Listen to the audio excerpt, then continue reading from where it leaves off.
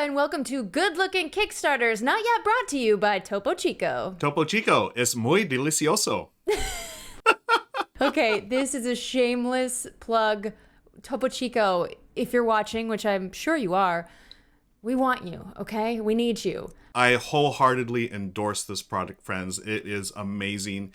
It'll change your life, as has for me. My life has been changed thanks to Topo Chico. Es muy delicioso. All right, totally unsponsored, as we said. Anyway, on Good Lookin Kickstarters, we like to tell you about cool games we saw on Kickstarter in the past couple weeks that we think you should check out. I'm Becca Scott. I'm Ruel Gaviola. Let's get this episode rolling. I'm on fire today because I want to tell you about Flamecraft from Cardboard Alchemy. So dragons are not what we think they are, at least not artisan dragons. Manny Vega has revealed the truth about their sensitive natures, and these friendly dragons in this new dragon world of Flamecraft, illustrated by Sandra Tang, just want to use their fire breathing for good, Ruel, like artisan baking, smelting of fine metal craft products, potion brewing, all things that require fire, but not in a violent way. These are like the cutest dragons ever. And tell me more, Becca. Okay. 2 to 5 players competing for reputation, represented by cute little heart icons in this 60-minute worker placement style game for ages 14 plus. So taking turns, players are going to visit artisan dragon shops and either gather and collect items, play their appropriate dragon cards that match the symbols on the location to earn reputation, or maybe they'll play an enchantment card to gain various rewards. And you know what? I gotta say, I'm a little biased because I got a copy of the game and they have this really cute town map. Look at this thing. Oh my gosh, that's amazing. Right? I love this take on the dragons, right? I mean, we're so used to the typical fantasy, rah, rah, rah, rah, you know. A lot of rah and a lot of I like to see this. They're super cute and they're doing these crafting things and artisan dragons. I mean, it's so adorable. And if you check out the Kickstarter, friends, I mean, not only the standard, but the deluxe version, they're both looking really amazing. And they are both good looking Kickstarters. See what I did there? Ooh!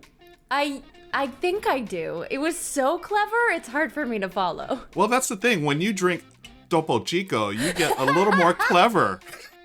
The brain nodes are improved thanks to this magical elixir. And speaking of magical elixirs, this is full of great magic, great theme, and I like how the worker placement works here, where it's, it evolves. They're not just the standard, hey, you're gonna do this exact thing on every turn. No, you're gonna evolve and you're gonna start working combos and stuff. And Becca, I know this game looks like our type of jam. I'm really into it. You need to come over so we can give it a playthrough. Let's do this. Okay, so there's a game that I like from a long time ago, and I think you know more about what it's doing lately. In the dark. So let's travel to a land called the Edge of Darkness. This is a city created by our friend of the channel, John D. Clare. He's done some of my recent favorites, Cubitos, Mystic Vale, Space Base, Ecos. Ecos is my favorite game of all time, I gotta say. In this game, Edge of Darkness, this is an expansion actually to Edge of Darkness called the Emissaries of the Vale. And what this does is, I'm so excited about this. It takes the Edge of Darkness city and then it merges it with the lands of Mystic Vale, so they're coming together. And it features all the great things we've come to expect from Mystic Vale and Edge of Darkness. You've got card crafting, you've got worker placement, you've got group deck building, and then you've got that nasty threat tower that you got to worry about. So this is going to be like a medium weight Euro style game, so it's definitely on the heavier side compared to like Mystic Vale. About 60 to 120 minutes for 1 to 4 players, so it includes a solo version for those of you interested. It's got modular setup, so you're going to use 10 or 12 locations, and what you're doing, you and your fellow players are heads of powerful guilds in the city, and each guild is trying to become the leaders of the city, and you have to be able to take down the forces of evil as well. What I love about his games is that they're always complex, even when they're simpler rules sets, and this is combining 2 of his heavier games. Fun fact, Mystic Vale was the first how to play style video I ever did. No way, really? Oh, that's so cool. I love Mystic Vale. The card crafting in that, they basically invented a new genre of games, right? So you are taking transparent cards and you're adding them, adding factions or features to them. And what this does too, which is really neat. Mystic Vale, you're just, slotting in the transparencies, adding to a card. This one actually has double sides. So what you're doing is you have the good side, you have the bad side, and you have to figure out what is going where. I mean, John DeClaire, my man, you're crushing it, friend. You are just crushing it. So I'm fired up about this one. I gotta tell you about something else. What is it? Let's move from the world of fantasy to the world of big cars crashing into each other in the desert. Often it is the mechanics that draw me to a game, but today it's just the badass post-apocalyptic art. This is Dustbiters.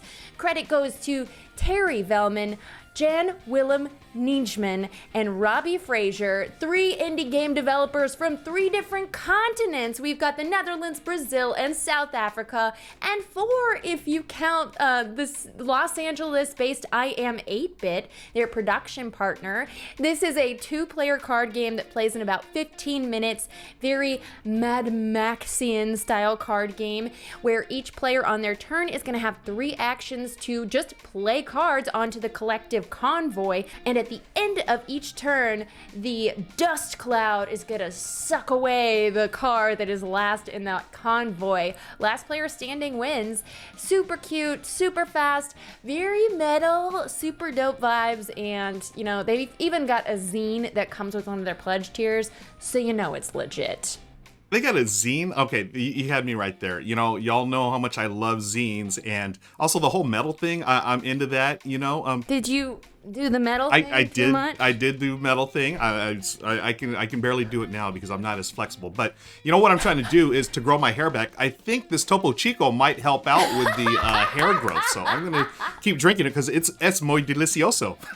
Es muy delicioso. Fue un país hispanohablante el mes pasado y yo quiero beber mucho Topo Chico. I love the fact that it's this combination of really quick gameplay and it's a fun theme, right? You are like Mad Max, but I look at it like Mad Max meets Twister. Remember that movie where they're chasing Twisters?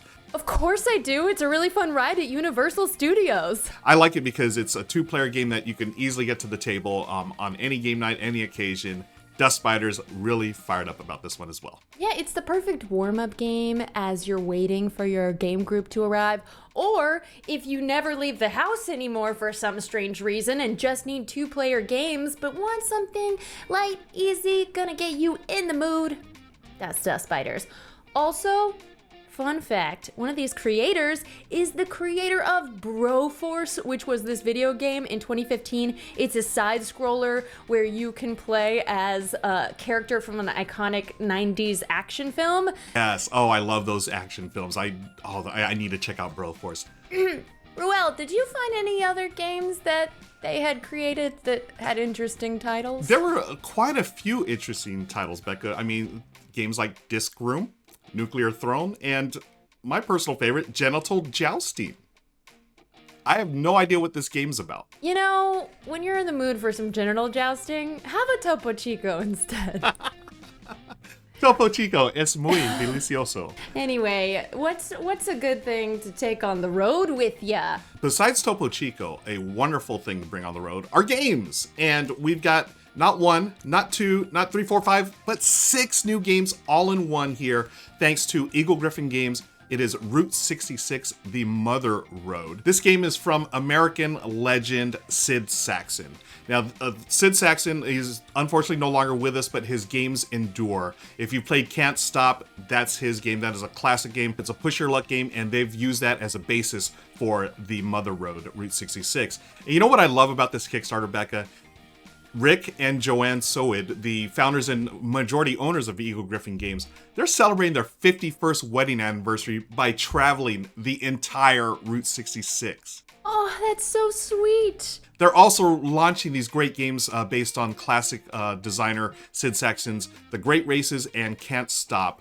So The Mother Road, it's a press your luck game. It's a race game for 2 to 4 players, and it plays in about 35 to 45 minutes. It's got this beautiful neoprene matte board for the game, and dice come in player colors. And each little meeple, your little cars, they're based on classic cars of those ages. Like you got a Mustang, and it's so cool. And not only are you going to get the brand new game, but you're going to you get classic games as well that Sid Saxon designed, and also there's games that based on his designs as well. You get America's Main Street, Get Your Kicks, and Your Mileage May Vary. You also get Sixes, which is a Mensa recommended game. And you also get Dead Man's Chest. So not only are we talking about road trips, we're also talking about pirates. So this is the Mother Road Route 66 from Eagle Griffin Games. Check it out.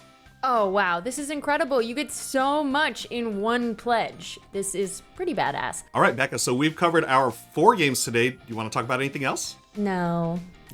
Psych! Honorable mention, Avatar, the role-playing game. Yeah, that's right. There's an RPG based on Avatar, The Last Airbender, an incredible show that has gotten many iterations and is such a fan favorite.